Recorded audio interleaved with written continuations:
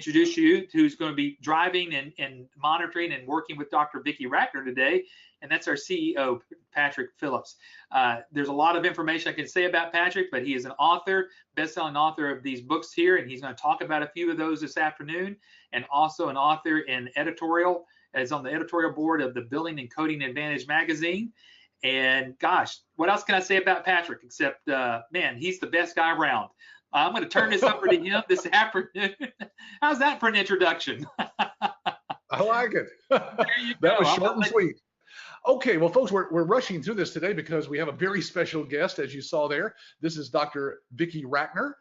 She is a retired general surgeon, and she practiced medicine for many, many years. I'm going to let her tell her story. She's also an author. She's been interviewed on a lot of different radio and TV programs and in magazines and newspapers across the United States. And so I'm going to bring her on. She's also a fellow of the American College of Surgeons. And like I said, she is an author. Here's her latest book, The Myth of the Rich Doctor.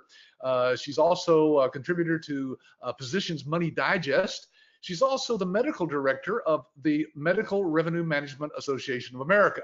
And she's also a contributor to the Journal of Medical Practice Management. So with that said, let's bring her on here and have a discussion with her today. Dr. Rackner, thank you so much for taking time today to visit with us and answer some questions.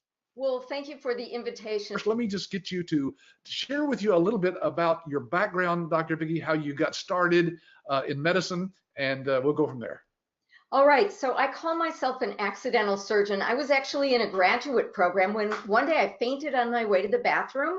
I had a surgical emergency. I was bleeding internally.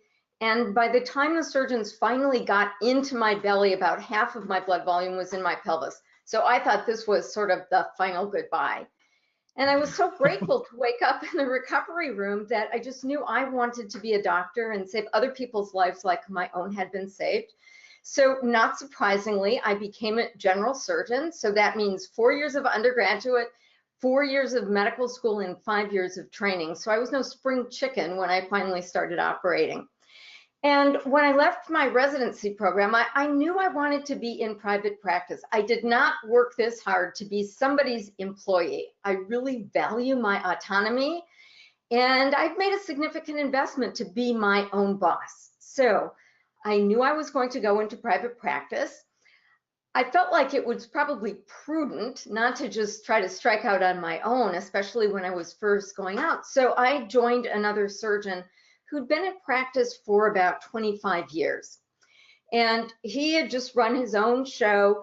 He had his office manager, Elise, working with him, and Elise kind of ran everything. She did everything except see patients and operate on them. And when I arrived, Elise was kind of cold to me. She was kind of prickly. She didn't want to answer questions. And after I'd been there for just a couple of months, she just up and quit. So we decided that we were going to hire a temp. And Dan's wife, Dan was my partner, Dan's wife said, well, how hard can medical billing be? Why don't I just like do less tennis and come into the office and do the billing? And the long and short of it is it turned into an absolute nightmare. It took Steffi about 2 weeks to figure out that this was a bad idea. And this was 30 years ago when billing wasn't nearly as complex as it was today. In the meanwhile, our cash flow slowed to like a stuffed up sink. And so the money wasn't coming in. The temp, whom we thought was so wonderful, we actually considered hiring. The little old ladies loved her because she would go out into the waiting room and help them fill out their paperwork. Well, a couple of months after she had left, we got a call from the temp agency saying that she was actually a convicted felon of Medicare fraud, and they were just finding this out now. So her being out in the waiting room was probably a way of like capturing the information that she needed to engage in theft.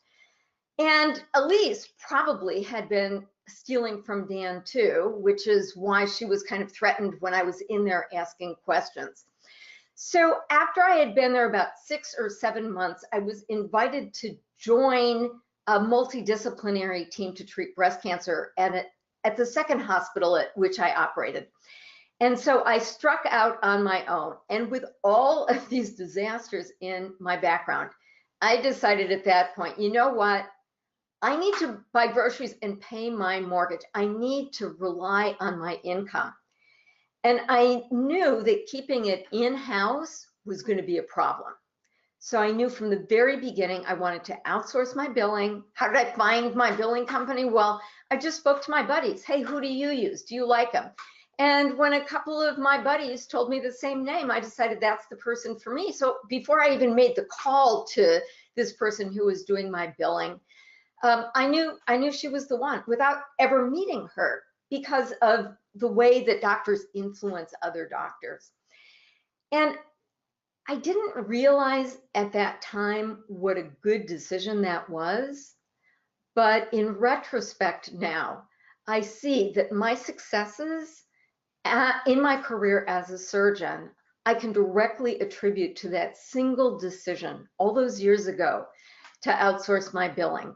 So it's an honor to serve as the medical advisor of MRMAA, because this is something that I really believe in. It's important for you to know that there are a lot of doctors out there who are kind of like me. We don't know much about business. We don't know much about how to run profitable practices. We want to take care of patients.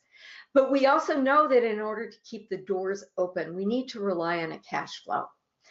And through my relationship with ABS, what I discovered is that doctors are leaving about 30% of their revenue on the exam table by not following up with rejected claims. Now, can you, as a business person, you might wonder, like, what would your business be like if you only collected 70% of what you billed? I mean, no business person would do that. But doctors are not good business people. So there's a lot of doctors out there in private practice who are like me. They want to be their own boss. They don't have the skills and tools that you do about how to run a business. So you can literally make the difference to them between being struggling and maybe thinking about having to sell their practice, or being able to retain the autonomy in the dream that they went into medicine for. You know, you covered a lot right there, but let me just point out, the folks that are on here today, you need to be tuning in now, because you're actually hearing from a doctor that's been in practice, that suffered through that horrible experience of having somebody actually committing fraud in their office. And folks, this is why doctors opt to outsource. Many times they just don't want to mess with it inside their own office. We have that question asked all the time, Vicki, about why is it that people won't do it themselves? Why would a doctor outsource it when they can do it themselves? I mean, they can. They think it's cheaper, I guess, to do it inside, but you can do your taxes too with TurboTax. But right. The question is it worth making the investments to have the experts do it? Because medical billing is becoming increasingly challenging. And doctors are facing all sorts of challenges.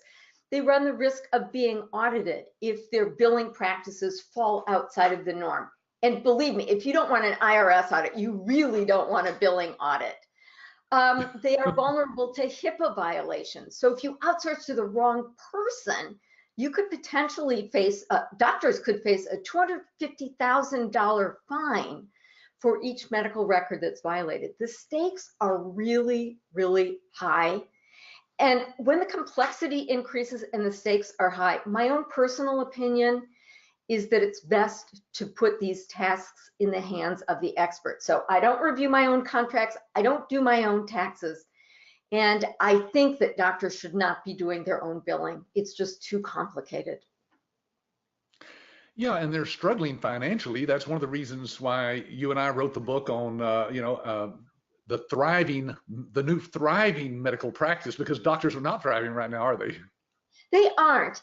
And something that's important for you who are listening on the line to know about, and I know it's hard to believe, but doctors are really smart about treating patients, about knowing about, how the human body works.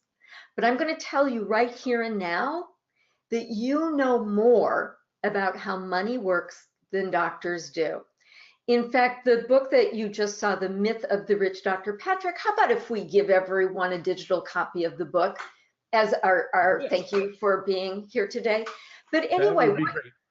what this is kind of like the millionaire doctor next door. It's just my Right. going out and talking to lots and lots of doctors and commenting on some of the trends that I saw. So I really recommend that you read it so that you will understand that doctors need your expertise. You know, they don't, I know it's hard to believe, but they are challenged just figuring out how money flows in and out of their practice and in and out of their lives. And they make really, really silly choices about money. I mean, investing, that's another thing, but just silly choices about how they run their practice. I mean, basic things that any business person would know about. And Patrick, I love the example that you give that, you know, when the new billing codes came in, there was a lot of talk that cash flow might be, you know, might be a problem. And so a lot of doctors, instead of saying, okay, well, what can we do to make sure our billing practices are good so that we don't have this problem? They just went to the banker and asked for a line of credit so they knew they were going to be able to meet their financial obligations. That's kind of like somebody having a headache and not looking into it, saying, well, what could this headache mean? And just popping some aspirin. I mean, doctors know better than to do that with patients. But when it comes to their money, when it comes to running their practice, they just don't think about it. No, they don't. And like you said, they're not really the best business people out there. They didn't have a lot of training in how to run a practice. What they were trained on is how to, you know, get people well. Right. So when I started my practice, I was married, and my husband ran a small business. And I remember there was this moment in the last year of my residency training where I had this sort of wave of clarity. And it's sort of like, what do I know about running my own practice? And I remember my mentor, who was actually an employee, saying, well, you know how to balance a checkbook, don't you? You know what you need to know in order to run a practice. And that was so far from the truth. Yeah, you know, a lot of people don't realize that you and I are working on another book, just about to publish it. It's in the final stages, I guess we'd call it. And that is why you, well, the title of the book is Why I Outsourced My Billing by Dr. Vicki Rackner. Now, I've got some of those reasons here in some slides that I want to just touch on real briefly, if you don't mind just talking about each one. I'll just kind of move through them, and you can just comment whatever you want to and tell me to move on to the next one here. Here's the first one. Get the job done right by the right person for the job. You've already talked about that, of course. Right, exactly. So there's just too much at stake. You know, I don't do my taxes. I think outsourcing medical billing is prudent. Okay, create checks and balances to prevent fraud and theft. It turns out that the medical industry is the consumer industry that's fraught with theft and fraud. So, you know, why do people pick on doctors? Well, that's where the money is. People know that 9 out of the 10 people who call themselves the highest earners in the US call themselves doctors. And so if you're going to perpetrate theft or fraud, why not go to a doctor? And we doctors tend to be kind of trusting. Just like, you know, we thought our temp was such a great woman for going out into the waiting room. And so it can be hard for us to see whom we can really trust. So this is a systems problem. You want a systems solution. And offering checks and balances is a great way of doing that. And is this real? Like, is this a real concern? Well, I will tell you that one of my friends got her entire retirement embezzled by our office manager, and it was gone before she finally faced reality. Wow. That is so sad. It is sad. I read a book by Dr. Phil, and even Dr. Phil said that he had been a victim of theft and fraud. So this is huge. The systems problem, outsourcing is a systems solution. Yeah, more so than people realize. Yeah, it's widespread out there. Okay, how about this one? Minimize the risk of payer audits. Okay, so here's the deal. For the first time since the induction of Medicare, The population at large knows how much money Medicare is paying to individual providers. So before this time, and this is part of the Freedom of Information Act as part of the Affordable Care Act legislation, nobody knew how much Medicare was paying which doctors.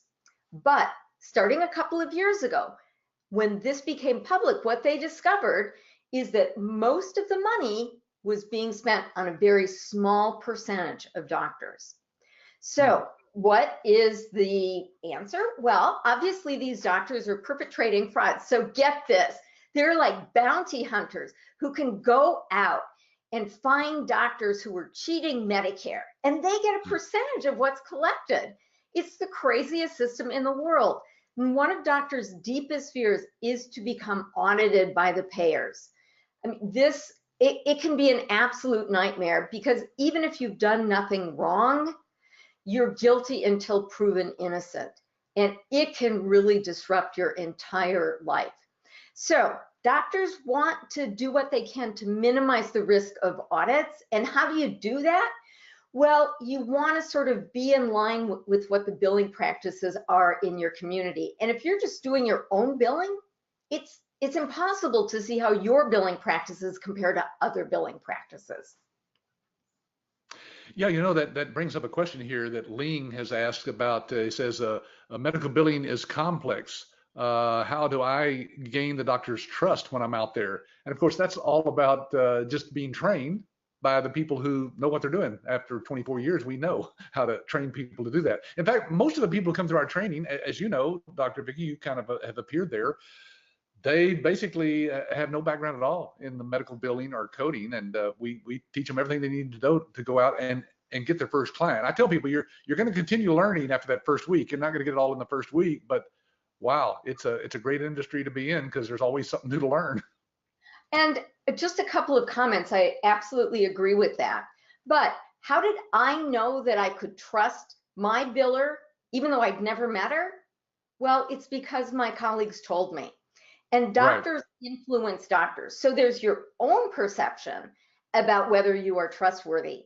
But then the more important thing is the doctor's perception. And it's perfectly okay to say, great question, doctor. I don't know, but I'll find out. So you don't have to have all of the answers, but just being a trustworthy, honest person of integrity, that's what's most important. Right. Yes. Coming across like you're somebody that somebody wants to do business with. Okay, how about number 4? I wanted production reports to guide the practice growth in a strategic way. All right, so I love living in my sweet spot. And that's the place where I enjoy optimal personal, professional, and financial rewards. So there were certain procedures that I really loved doing. I loved working with women with breast cancer, and I focused my practice there. Now, basically, doctors exchange their time for money. And some of those investments are more profitable than others. However, some activities provide more personal satisfaction. So like I volunteered at a free clinic.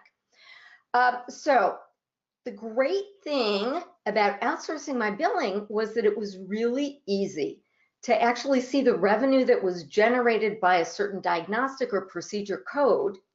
And then I could factor in sort of my level of personal and professional rewards for any given activity. And it really helped me strategically grow my practice. I mean, there were some things that I was doing that I was losing money with.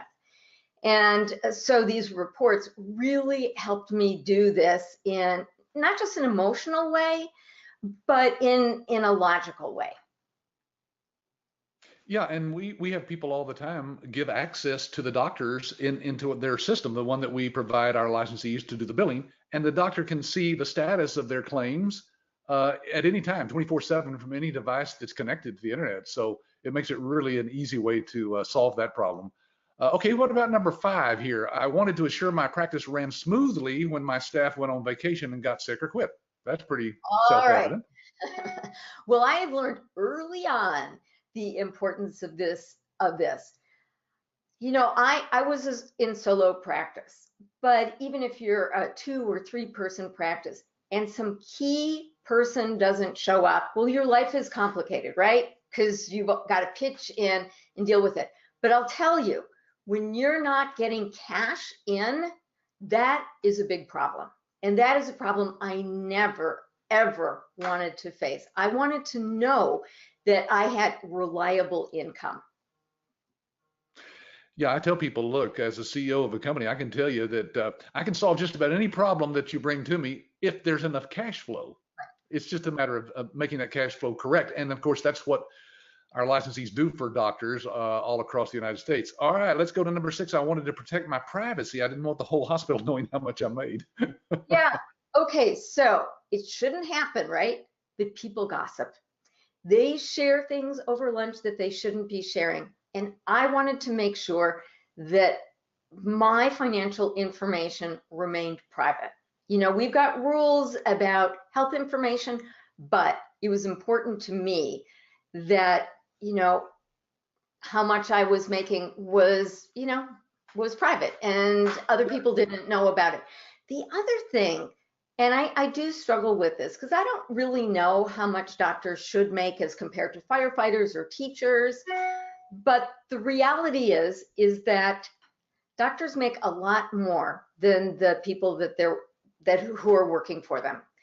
And I didn't want to rub that in people's face. I just wanted that private myself. We have licensees who call some of our references, licensees who've been through our training and are willing to take some phone calls. Sometimes they'll ask them outright, you know, how much money you're making. And I tell them, look, that's pretty personal. Nobody wants to share the exact amount of money that they're making because, hey, you might be with the IRS. Who knows? Right, exactly. Let's see. How about this one now? Number 8, I wanted a lifeline to answer technical questions. Yeah, so my son just left for college and it was a big blow to me because whenever something happened with my computer, I could just go to him. So I've got to have another solution. But, you know, as a practicing surgeon, I was dealing with complex problems. And you know how technical computer things can just like bring your life to a halt. I didn't want to be slowed down by those things. I wanted a lifeline. I wanted somebody like my son who I could call and say, hey, I've got this problem. Tell me the solution or fix it for me, better yet.